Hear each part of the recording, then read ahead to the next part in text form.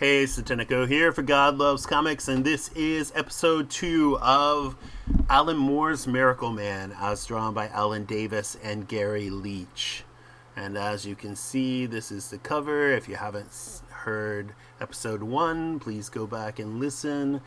That is obviously Miracleman, and the kid Miracleman, who has actually been aware of his powers for 20 years, while Miracleman himself had amnesia, and as a result, Kid Miracleman is considerably more powerful and immeasurably more violent and sociopathic, psychopath, whatever. So this is part 2 of Alan Moore's Miracleman. And once again, you can see the original writer, that would be Alan Moore, who wanted his name taken off of this, of course. No involvement with Marvel whatsoever. The art is by Alan Davis and Gary Leach, and this is from Warrior number 6, October 1982, Fallen Angels, Forgotten Thunder.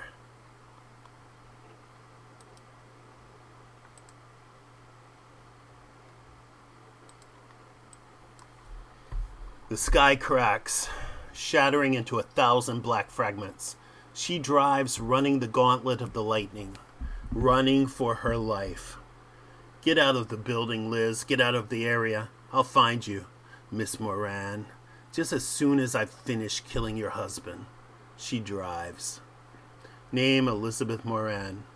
Genus Homo sapien, a species which until yesterday was thought to be the dominant life form on Earth. Yesterday, she learned that her husband of 16 years was superhuman. Today, she met one of her old friends, another superhuman, a bad one. She drives, and knows with a fatalism common to her species that no matter how much distance she puts between herself and the stalking horror behind her, it will never be enough. And sure enough, there he is. And she slams into him. There goes her tire. And it's a pretty catastrophic wreck. That does him no harm, of course.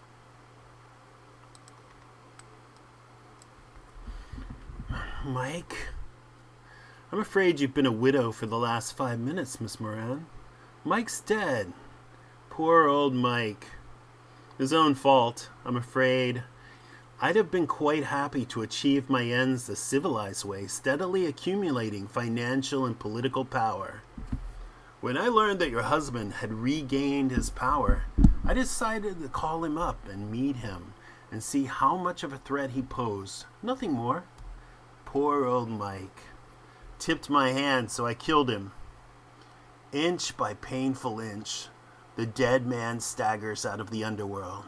His body is a symphony of shrieking nerve and muscle, each step a fugue of agony. In a way, I find it quite a relief now that everybody knows what I am. You've no idea how degrading I found it pretending to be human. I suppose I was just being overcautious, hiding my light under a bushel, as it were. But no more, Miss Moran, no more. Only his mind is calm, stilled by the white-hot silence of bloody resolve. The dead man has finished business in the land of the living. I'm going to do it, you see, where all of them fail, like that pathetic German clown, a stunted syphilitic proclaiming the doctrine of the Superman. Poor Adolf. He had no idea the real era of the Overman starts now. Starts here, Miss Moran. How sad that you won't live to see it. Oh, God. No, please. Bates. Leave her alone. See the panel here.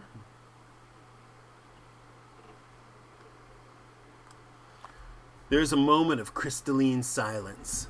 The storm holds its breath, and so it begins. These were friends once, these creatures of near unimaginable power. Now horns locked. They fight to the death in the pounding rain. There is a passion here. No, but there is not human passion. There is fierce and desperate emotion, but not an emotion that we would recognize. They are titans, and we will never understand the alien inferno that blazes in the furnace of their souls. We will never grasp their hopes, their despair, never comprehend the blistering rage that informs each devastating blow. We will never know the destiny that howls in their hearts, never know their pain, their love, their almost sexual hatred. We are only human, and perhaps we will be less for that. Bloody Nora, what the hell's going on here?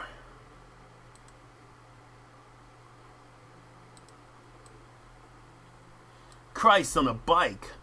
I think it's what they call a close encounter. Are you going to ask them to come along quietly? Sod off. Yeah, right. I'm getting on to HQ. They might be paying me to handle Brixton, but I'm buggered if I'm going to be paying me to handle this. No. I know Dugan's not been drinking. Yeah, that's right.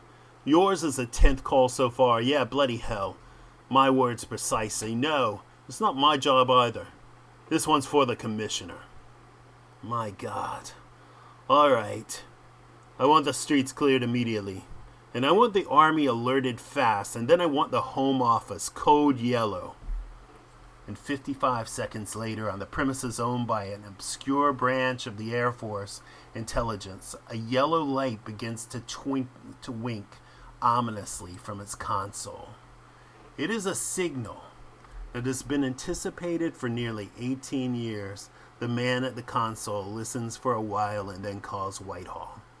And a gentleman called Sir Dennis Archer suddenly rediscovers a cold dread that he had thought banished 2 decades before. Oh God, they're back.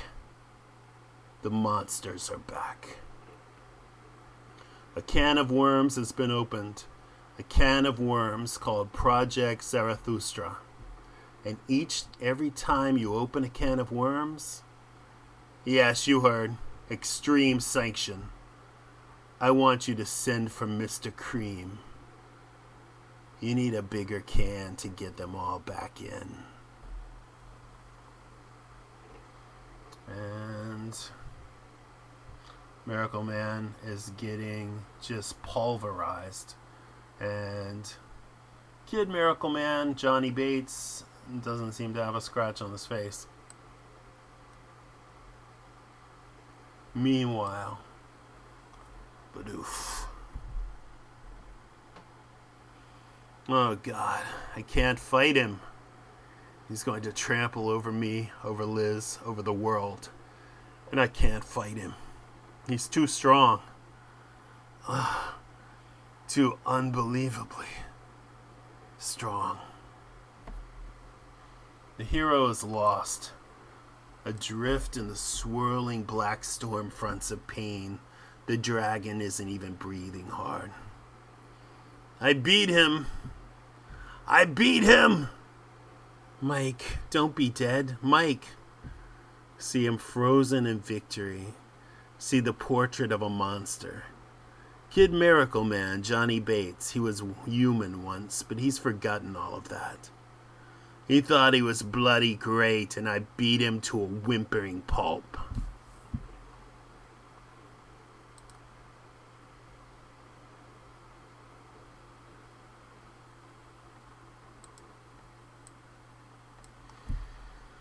He has forgotten the curious hurts and joy of humanity, has forgotten the warmth of the bodies locked in love, forgotten the painful beauty of children. And now I'm going to finish him off. Me, his adoring junior protege. Me, Kid Miracleman. He has forgotten the primal terror that hides in the heart of the lightning, of the thunder. And he should have not forgotten the thunder. Crack. He said, Miracleman, my name, his magic word. He's changed. He's changed back to his human form. No choice. Gotta kill him. Gotta kill him before the chance to say it again. Change back. Got to. Miracleman, don't hit me. I didn't do it. It was him. It was him, not me. I couldn't stop him, Miracleman. Not me. Not me. Oh, sweet Jesus. He just said my name, and he didn't change back. He hasn't assumed his human form for 18 years. It's as if the power buildup behind the thunder flashes burned him out somehow. Mike. Is it over? Oh, God. Look at your poor, poor face. Where? Who's that? It's Jonathan Bates, former head of Sunburst Cybernetics. It's him, Liz. But he's only a child. This is mad, Mike. He was 13 when he decided to remain a superhuman forever. He's picking up where he left off. Horrible. Liz, we better get out of here. The police will soon overcome their caution and arrive on the scene. Come on. It'll be cold and wet, but I can carry you. But what about... We can't do anything for him, Liz. Not now. We'll have to leave him. Just leave him. Not me. Soon the police cars arrive, and then the ambulance is called for the unidentified juvenile shock victim found at the heart of the battle zone. And somewhere a black man in a white suit picks up a telephone to still its insistent ringing. He listens. His name is Evelyn Cream. And after a while he smiles, lips drawing back to reveal not teeth, but brilliant gleaming sapphires. The devil is smiling, and his smile is a terrible blue.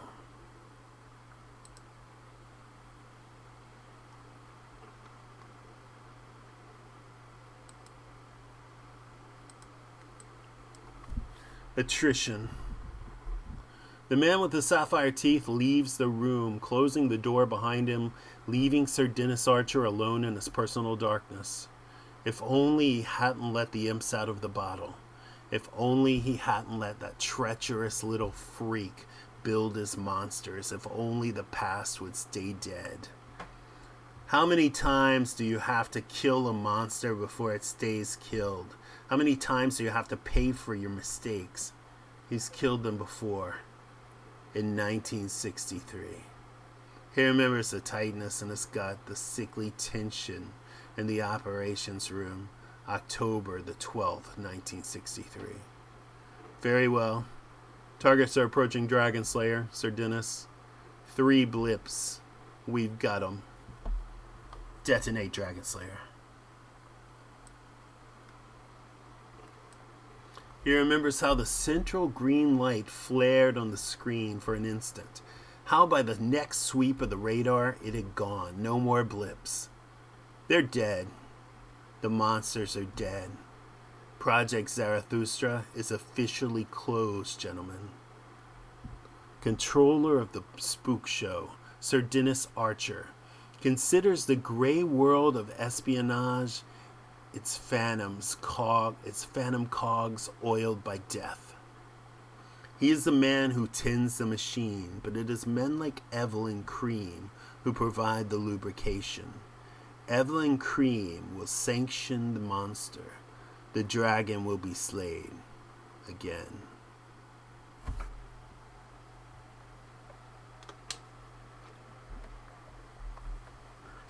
So you see him as a young man in the past. And then 18 years later, quite a bit older, lost his hair, gone gray, same worries. So it was the government, of course, who detonated the spaceship or the satellite or whatever with an atomic weapon that killed young Miracleman and knocked Miracleman unconscious, and he, of course, had amnesia for almost 20 years and couldn't remember who he was and the word Kimota that he utters to become Miracleman. And Kid Miracleman stayed in his powerful form for all of that time, and that drove him insane. And also made him considerably more powerful than Miracleman.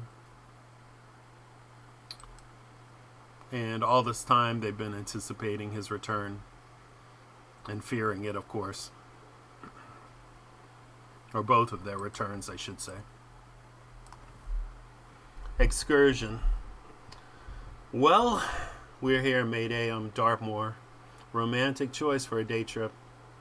Mike, you said you didn't mind. These tests are something that we have to do. Yeah, well, I suppose it is important, but I think you're overreacting. Most of the headlines weren't serious. The Sun's headline was, "Is it a bird? Is it a plane?" Right. And the Mail, the headline was, "They played catch with my baby. Mother of injured child speaks." You remember that poor kid who had his ribs broken? Oh, yeah, okay. I suppose we better get on with it then. Cover your eyes, Liz. Kimota! Miracleman, secret identity. Ow. These burns on my face still hurt. Thought they might have gone away during the 2 months that I've been Mike Moran. They're healing incredibly fast. You know they are. Just wait there a moment while I get the comics. Comics? American comics. I thought if we were going to investigate your power, I'd better do some research work. I hadn't read any before when I was a kid. I had a girl's comic, Sally, or something, you know. Some of this stuff's better than you would expect, but most of it's crap. Okay, I've made a list. I'll check off what you can do. You can fly? Yes. You're very strong and nearly invulnerable? That's right. Liz, I feel stupid. Shush. You said you can't see through walls. Do you have super breath? Super breath. Nice expressive face there. And really funny that to research his powers, he's going back to look at American comics. But I mean, you know, it's kind of a crazy idea, but it's also pretty funny.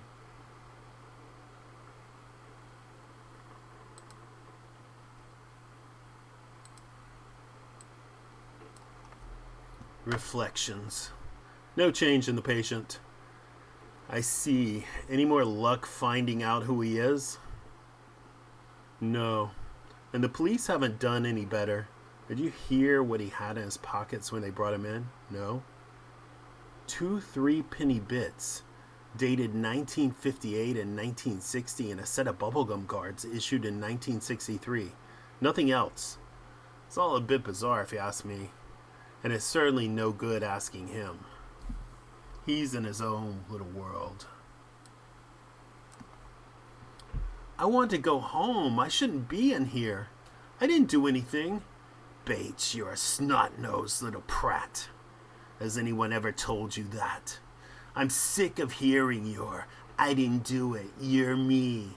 You understand that, don't you? You are me. But I wouldn't hurt anybody. I wouldn't kill people. It was you who did that, not me. Little Johnny Bates wouldn't kill anyone because little Johnny Bates is a cowardly little puddle of puke. But once little Johnny Bates finds the magic word that puts him beyond punishment, why, he doesn't mind killing people at all, you snotty little virgin. And now I'm trapped in this puny little prepubescent body in a rancid little nursing home because of you, because of Miracleman. He just better hope I never get out of here. That's all. And he just better hope I stay in here forever. Brief digression is that Alan Moore actually had a debate, an argument, I suppose, with Des Skin, the Warrior editor, over the inclusion. Alan Moore wrote it, I think, snotty little queer virgin, something along those lines, a queer little virgin, and they objected to that. And then when Alan Moore protested, because there had been no complaints about the comics prior to this, they wanted to remove at least one of the words, which also didn't make sense. So I guess in this version, I guess they did remove queer and they just left virgin. But after that, Alan Moore had a pretty big falling out with Des Skin. Investigation. Flight estimated speed of at least Mach 2. Too fast for a stopwatch. Strong. Very, very strong. Ridiculously strong. Christ. Invulnerable? You believe me now, Liz? You said it wasn't possible to have skin tough enough to resist treatment like that. It's not. That rock hitting you should have driven your feet into the soft earth, no matter how strong your skin is. You've hardly left a mark. No, not steel skin, a force field maybe. That would explain that twinkly Tinkerbell effect that you have. But you saw me throw that rock into the sky. You can't explain strength like that with a force field. No. And you can't explain it with muscles. Like a ballet dancer, either. You're well built, but you're not Arnold Schwarzenegger. To do that, you'd need muscles like beach balls, like wrecking balls. Maybe it's all in your mind, Mike. The power. God knows. I wonder if it's all in my mind often enough.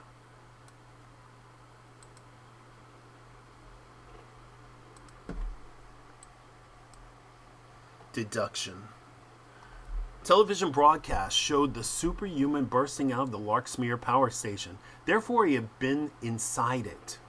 Only the terrorists and the pressmen were in the station when it happened, and all of the terrorists are either in hospital or police custody now. Therefore, it was one of the pressmen. One of the pressmen had turned into the superhuman. The Zarathustra file made it clear that such a transformation was possible. But it didn't say who the superhuman really was. That piece of information had vanished in the project's mysterious founder when he fled to South America. But it was logical to assume that the transformation from human to superhuman required a massive transference of energy, perhaps light, heat, radiation. Most of the hospitalized terrorists were suffering from a concussion when they were arrested. Only the one named Stephen Cambridge was suffering from burns. Ah, good day, Angels of Mercy.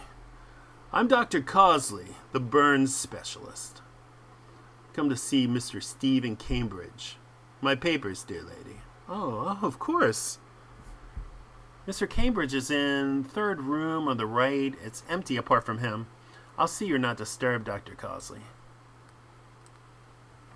Tick-tack, tick-tack, tick-tack. Did you see his teeth? He had blue teeth. Annunciation. All right, that's everything. Back in the car. If you finish, we can go home. Okay. I was just thinking about the age gap between you and Miracleman. I think you and Miracleman are two different people. I think you have two separate bodies. Say, these are two bodies. There are two bodies. Say one exists in real time and space, and the other is somewhere else until you say your magic word and make the switch over. Maybe the body that occupies real time is the only one that ages. The human body in your case, the superhuman one in the case of Johnny Bates. Does that make sense? Well, maybe. I mean, it's a bit science fiction-y. It doesn't explain how we share the same mind if we don't share the same body. Although, it isn't exactly the same mind. He's cleverer than me. Did I tell you that? We share the same mind and memories that he's cleverer than I am. Mike, yeah? I've missed my last 2 periods, and I'm going to have a baby. And it isn't yours. It's Miracleman's. What did you just say?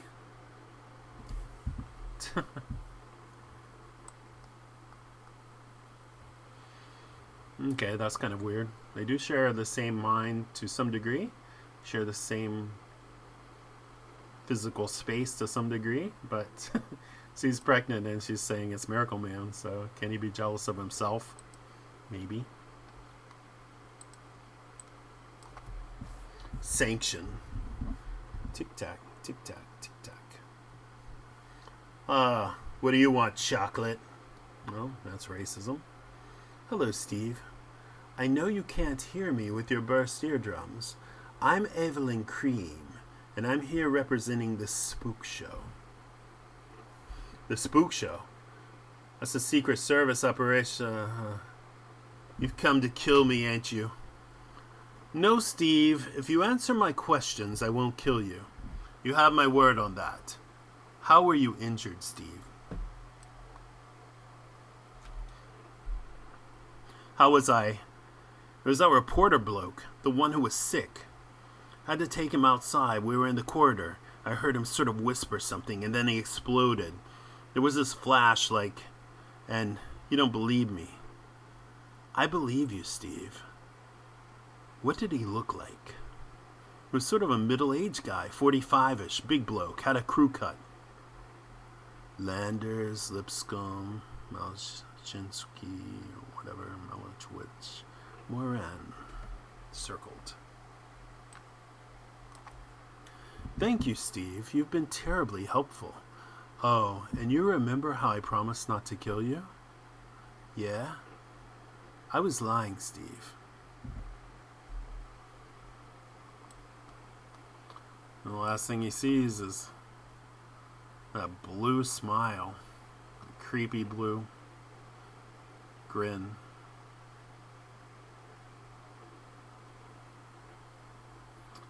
And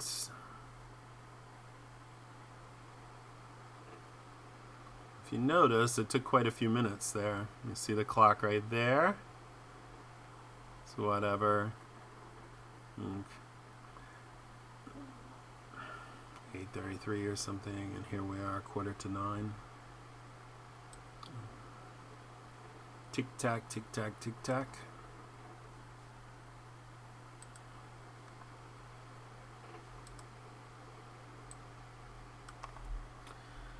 Like a kite that has lost its war with the wind, I hang crucified upon the sky. There is no one like me. I'm Miracleman. Suspended between the soil and the stars, between the heaven and the earth, between the angels and the apes. Gravity is a sullen giant who snatches irritably at my heels. The hurricane is my mistress. I slide my body across her arctic vectors, and her sigh is an ecstasy of birds. Her nails rake my back, and she howls her bitterness, begging me to stay, pleading with me to deny the dark and jealous planet that waits below. But I can't. I can't.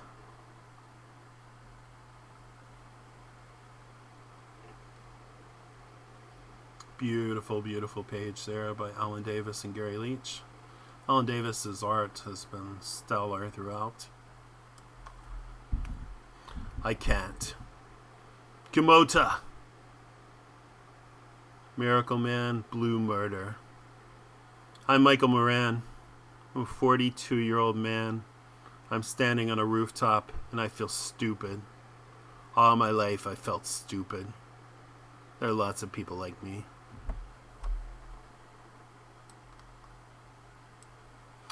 Hi. Hi. How are things in the upper atmosphere this morning? Okay. You feel alright? Fine. I think he's probably a little bothered by that revelation she made, but I'm not sure.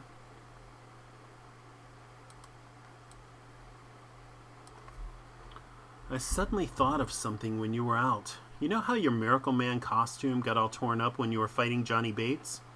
Well, next time you changed to Miracleman, it was all in one piece again, and we never even noticed. Isn't that strange? So anyway, my theory is that Liz, again, kind of picking at how comics do this all the time, where somebody's costume gets ripped. Next time you see him, or sometimes the next scene is perfect again. So there's a deconstruction of comics here, but also a great story. Let's not talk about Miracleman this morning, eh? Let's just have a breakfast and be normal people this morning, okay? It's the baby, isn't it? Isn't what the baby? Yeah, it's the baby. Oh, give me a break, Mike, please. It's been 2 months since I told you I was pregnant, and you've maybe said a dozen words to me since then. We've wanted kids for years and not been able to have them. What's different now? Different. Who said anything was different? You're having a baby. Great, that's great. Why should I? Oh, hell. Mike, I'm sorry, I didn't mean it. It's not you, it's me. I just feel so screwed up all the time. It's just all this stuff that's happening, and the baby. It's just that it's not my baby, is it? It's Miracleman's. I couldn't give you a baby. But one night with him, and Christ, Liz, he's just so much better than I am at everything. Mike, what are you talking about? It's your baby. I mean, you're Miracleman, aren't you? Yes. No? Oh, hell, Liz. I don't know anymore. He thinks so differently to me. His thoughts are like poetry or something, and his emotions are so pure.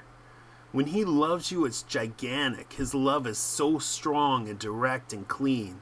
When I love you, it's all tangled with all not, who's not doing their share of the washing. Twisted, neurotic little things like that. Sometimes I want to be him all the time, and sometimes I wish he'd just vanish and leave us alone.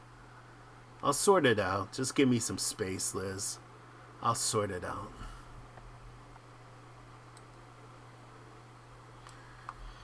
Hey, look, it's nearly 9 o'clock. I said I'd call in at the office by 10, see what work was going. Don't worry, Liz. It'll be all right. Promise. I love you, Mike. I really love you. I love you, Liz, as well as I'm able. Look, I've got to go. Take care, Mike. No problem. I'm a superhero. Nothing can hurt me. Bye. Well, nothing can hurt him physically, except for, of course, Kid Miracleman. And emotionally, she's got the expression knowing that he can be hurt emotionally, most definitely. So,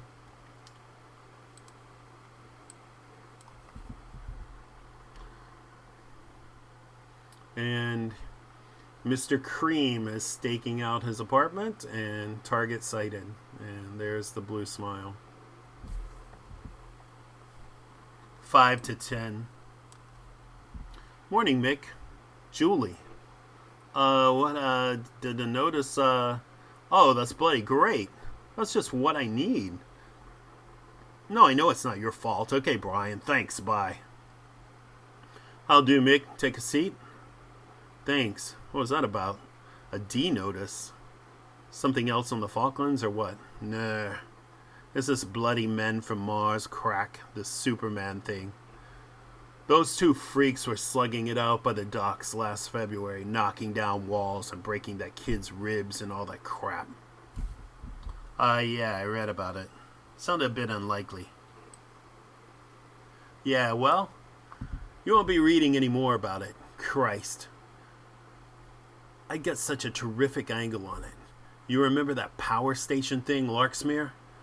Where Paul got the photo of someone flying through the roof? Well, it's connected, isn't it? With this other business has to be. So there was me, all set to run this feature, and what did the bloody government do? Slap a bloody D notice on it. It's bloody profumo all over again. Pete. You said there might be some work for me if I looked in this morning. Did I? Well, look. I'm sorry, Mike, but it's a bit thin on the ground at present.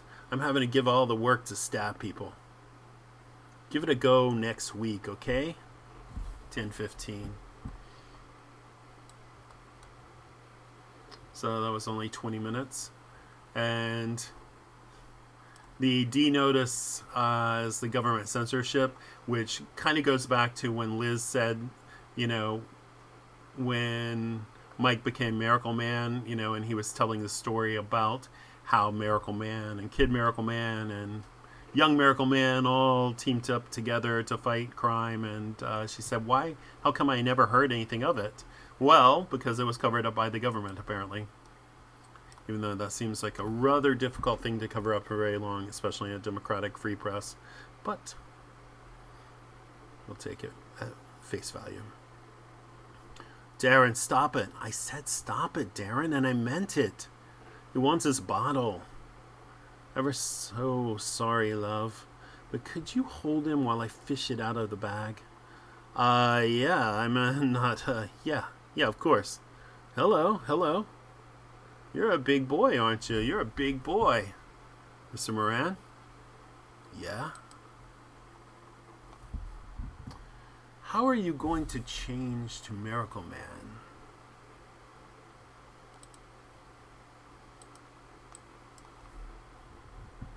Without roasting that innocent little baby the way you roasted that terrorist.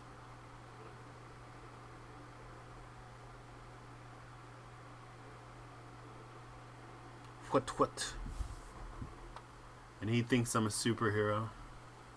And he thinks nothing can hurt me. And he thinks what a stupid way to die. And finally, why sapphire teeth? To be continued.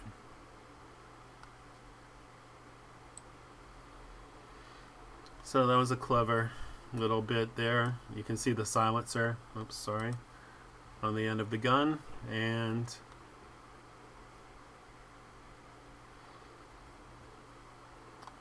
he says you can't transfer to Miracleman without, his transformations.